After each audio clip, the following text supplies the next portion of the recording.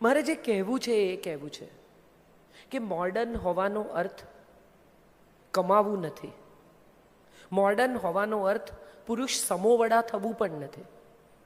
Modern હોવાનો અર્થ દલીલબાજી નથી. Modern હોવાનો અર્થ તોછડાઈ નથી. મોડર્ન હોવાનો અર્થ નિર્લજ્જતા પણ નથી.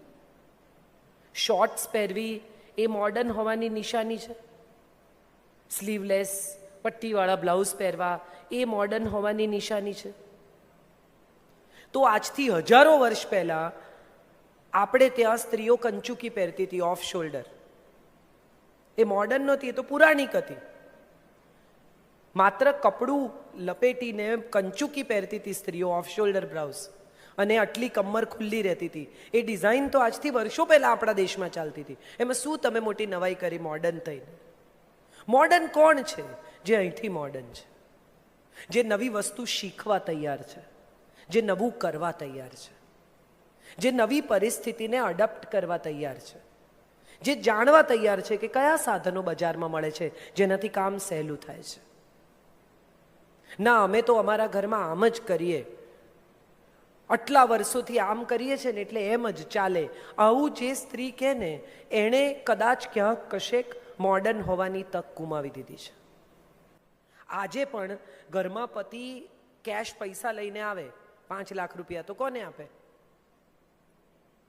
બોલો બોલો, હવે કેમ સોંપો પડી ગયો? પત્નીને આપે. પછી પત્ની ક્યાં મૂકે? તિજોરીમાં, કબાટમાં. ચાવી ક્યાં રહે? અને એમાં જો પતિ એમ કીધું હોય 5માંથી કે 2 કાઢી આપતો, કે કેમ? એના પૈસા એણે માગ્યા, બેંક પૂછે છે કે કેમ પૈસા જોઈએ છે? એક પત્ની પોતાના પતિ માટે એક સરખા 7 અંડરવેર લઈ આવી, એક જ કલર, એક જ ડિઝાઇન, એક જ બ્રાન્ડ, એક જ જાતના. એટલે પતિએ પેકેટો ખોલ્યા ને પછી કહ્યું, આવું હોય યાર, કોઈ કશો ફેર જ નહીં, કલર જુદા નહીં, ડિઝાઇન જુદી નહીં, કશું જુદું નહીં. કોઈ જુએ તો એમ થાય કે બદલતો જ નહીં હોય, કે કોઈ કોણ? સવાલ વ્યાજબી છે. એક ભાઈને એક્સિડન્ટ થયો એટલે એમણે એમની પત્નીને SMS કર્યો કે મને એક્સિડન્ટ થયો છે, પાસળીમાં ક્રેક પડી છે, નાકમાંથી લોહી ઘણું વહી ગયું છે, 2 ટાંકા લેવા પડ્યા છે કપાળમાં. આ તો ટીના ટાઈમસર આવી ગઈ ને મને હોસ્પિટલ લઈ ગઈ એટલે બધું સારું છે, ચિંતા નહીં કરતી. એટલે પત્નીએ લખ્યું કે ટીના કોણ છે?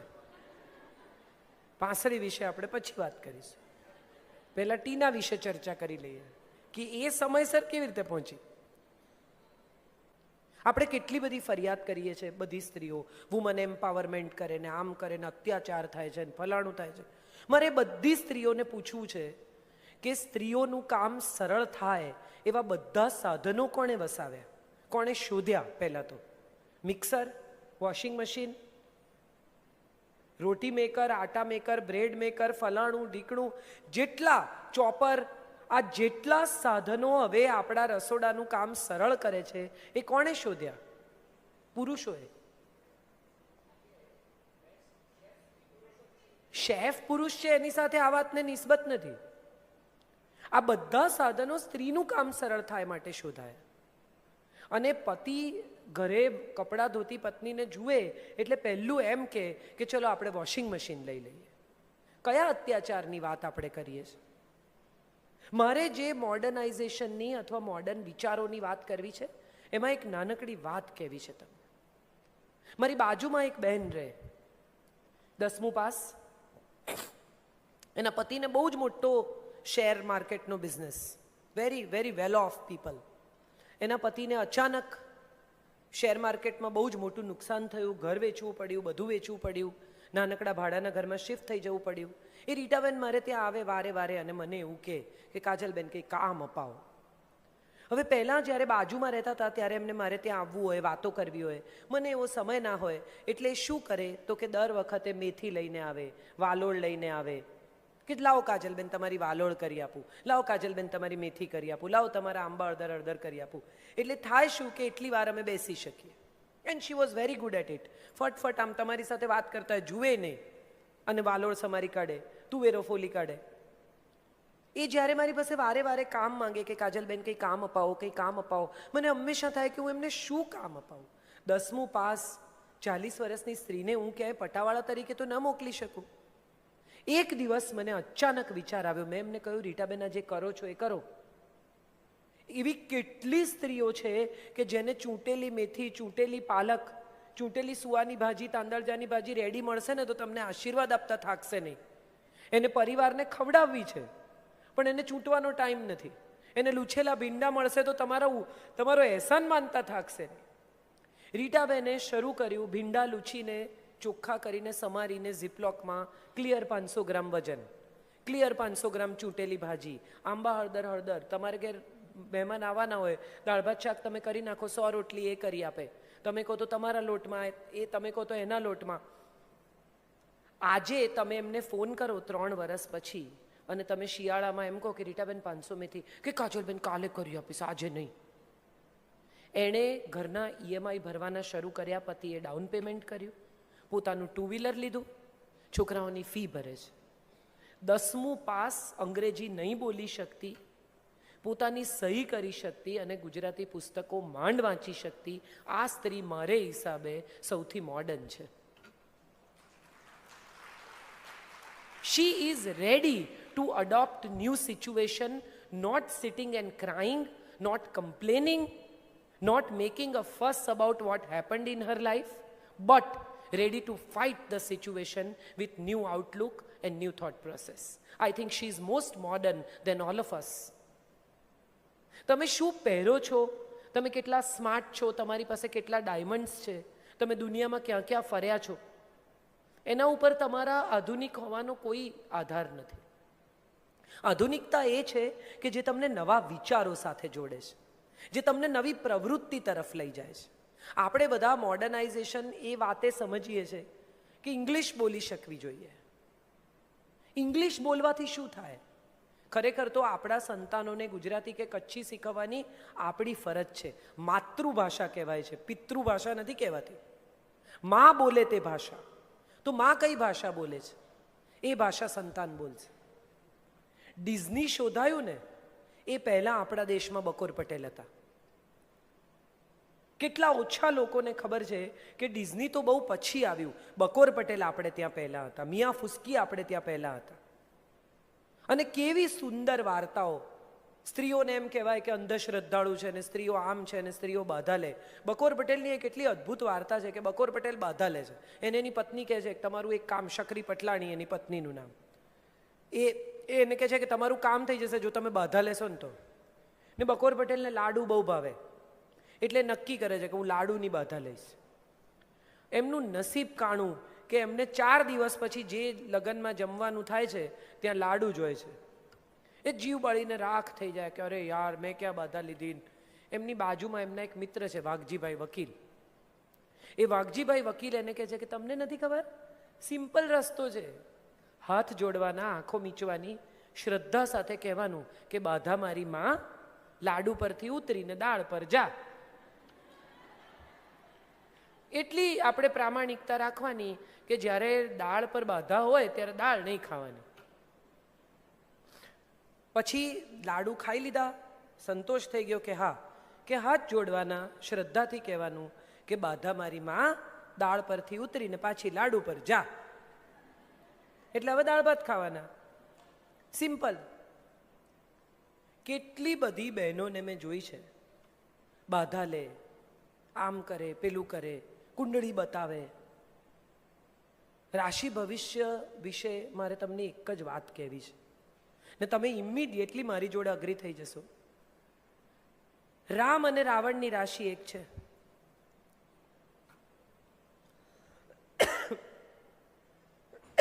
કૃષ્ણ અને કંસની રાશિ એક છે.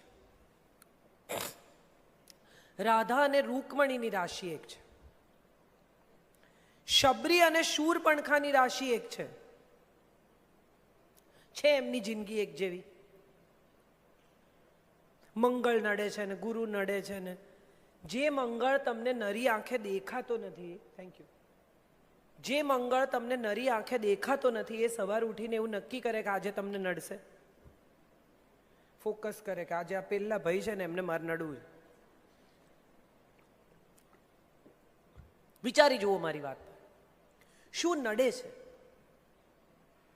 આવો સવાલ કોઈ પૂછે તો એનો જવાબ એ છે કે આપણને આ ઉપર રહેલા ગ્રહો નથી નડતા, આપણા પૂર્વગ્રહો નડે છે, આપણા આગ્રહો નડે છે, આપણા દુરાગ્રહો નડે છે.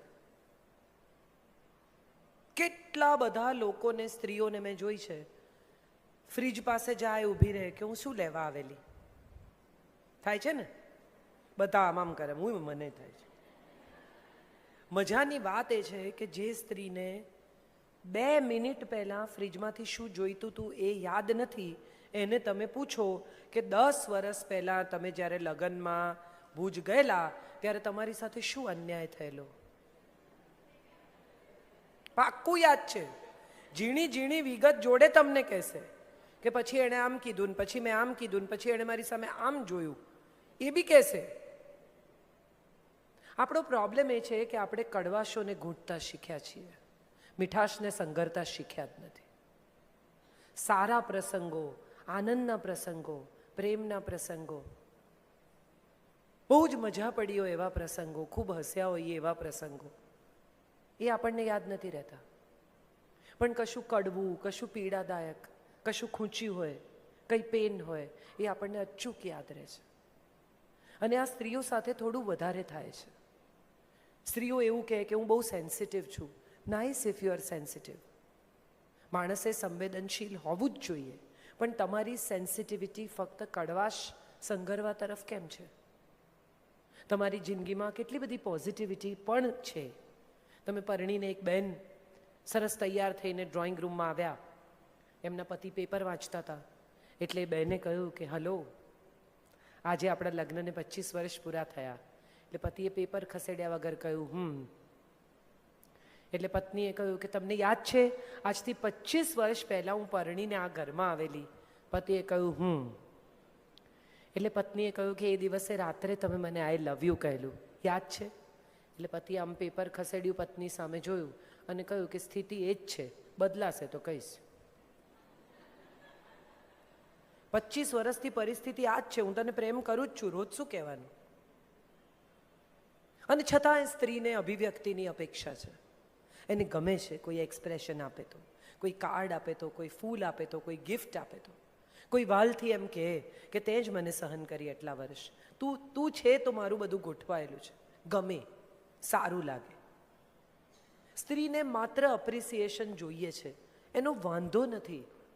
અપ્રિસિએશનની અપેક્ષા એ પ્રેમની અભિવ્યક્તિ છે, પણ અપ્રિસિએશનનો આગ્રહ એ સંઘર્ષ તરફ લઈ જાય છે. આપણો સૌથી મોટો પ્રોબ્લેમ એ છે કે આપણે અપેક્ષા અને આગ્રહની વચ્ચે એક બહુ પાતળી ભેદરેખા છે, એને ગમે ત્યારે ક્રોસ કરી જઈએ છીએ. કોઈ તો કહો કે દાળ સારી થઈ છે, બધા ધડાધડ જમતા હોય ત્યારે માનું મગજ જાય કે કોઈ તો કહો આટલી મહેનત કરીને મેં ફલાફલ બનાવ્યું છે, આટલું સરસ થયું છે. કોઈ તો કહો કે મેં આટલું સરસ રાંધ્યું છે. એ જે સ્પીડમાં ખાઈ રહ્યા છે ને જે આનંદથી ખાઈ રહ્યા છે ને એનો અર્થ જ એ છે કે એમને બહુ ભાવ્યું છે. નહીં તો બધા ચમચીને પ્લેટથી રમતા હોત, આમ કરતા હોત, તમને ખરાબ ન લાગે એટલે.